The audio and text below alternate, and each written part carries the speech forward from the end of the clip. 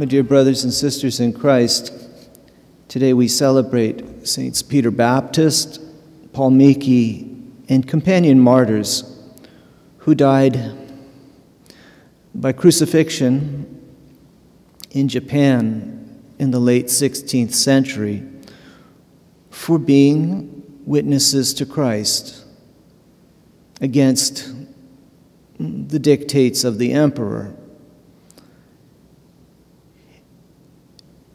At that time, the emperor of Japan looked upon the church and the foreign religion as a threat to his power, and so wanted to suppress this religion.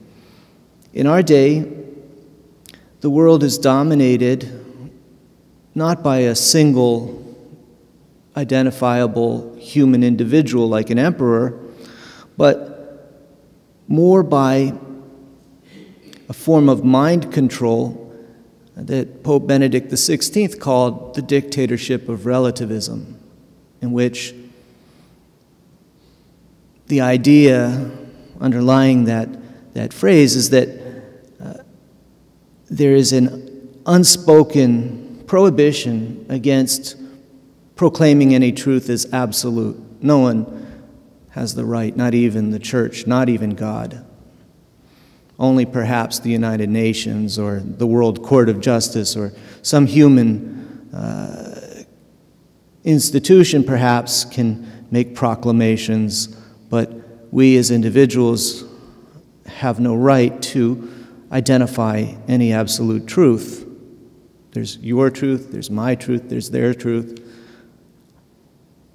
So, just as in the time of these martyrs of Japan, there was a prohibition against proclaiming Christ the Lord, so in our day there is at least an unspoken prohibition, and in some countries it's explicit.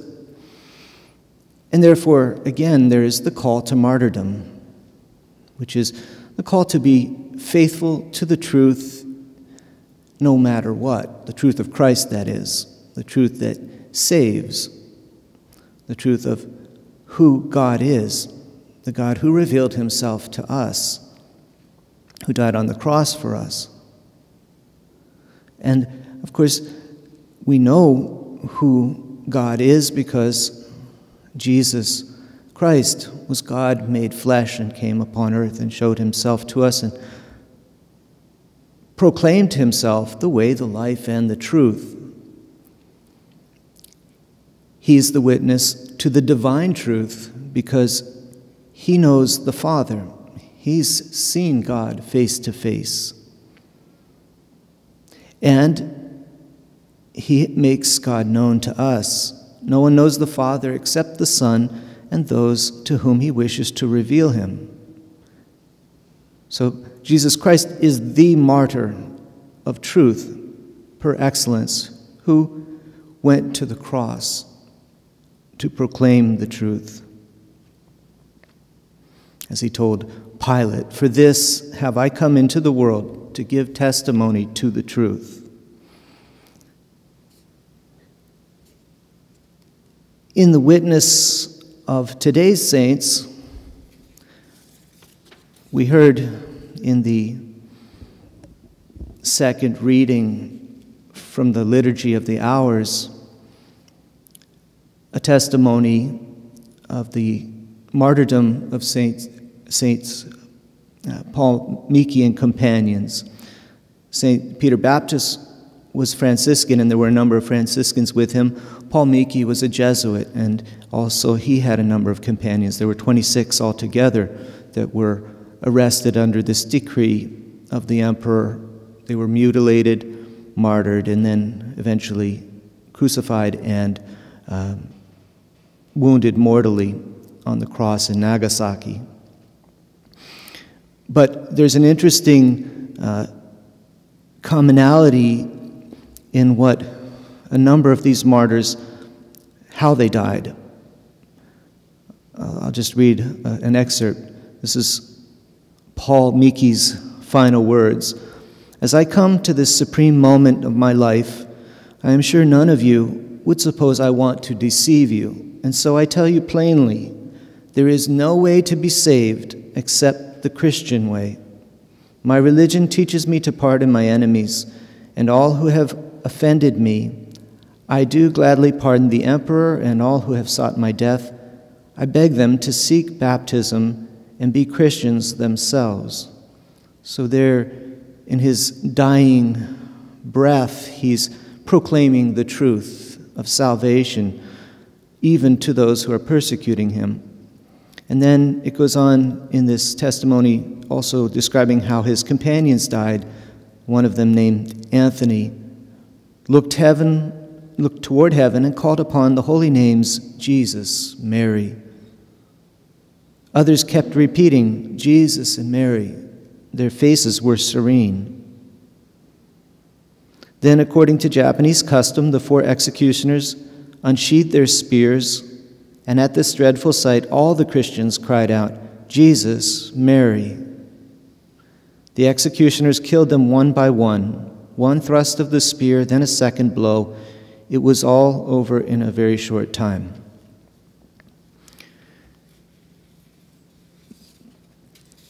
That phrase that was on the lips of all as they faced death in witness of the truth of Christ was Jesus and Mary, the 2 greatest martyrs, Jesus the King of martyrs and Mary the co-redemptress who suffered not the bloody martyrdom but the martyrdom of the spirit, martyrdom of the soul, as was foretold even at the temple by Simeon, that a sword of sorrow would transfix her heart. And so she carried that sorrow to the foot of the cross. And even now, when she appeared in La Salette, for instance, she was seen crying in many of the apparitions in recent years. She's expressing her sorrow, even at Fatima in the last apparition. She appeared as Our Lady of Sorrows. And so these saints instinctively called out for Jesus and Mary in their faith for the strength that they needed. And we too should be aware of our call to martyrdom in this age of relativism, where the hostility towards the real truth is becoming more and more manifest and open with every passing year. And so we have a tradition within the FI, a prayer that's not original to us, but I know that others may remember it from years past, and this is a prayer that we should pray frequently, as it was an instinct for these martyrs in Japan many centuries ago. The prayer is like this: Jesus, Mary, and Joseph, I give you my heart and my soul. Jesus, Mary, and Joseph, assist me in my last agony. Jesus, Mary, and Joseph, may I breathe forth my soul in peace with you. That's a prayer that fortifies in us our desire to live out this gospel passage we heard today. If any man wishes to come after me, he must deny his very self, take up his cross, and begin to follow in my footsteps. And so we ask Jesus, Mary, and Joseph to not only live with them, but to die with them. As St. Paul said, if God is for us, who can be against us? So in the face of all the threats that we have today, both psychological, cultural, legal, and sometimes even physical, as many of our brothers and sisters are living out in various parts of the world today, we have a sure hope, we have certain help. If God is for us, who can be against us? We have only to call out and remember every day that we're accompanied by Jesus, Mary, and Joseph.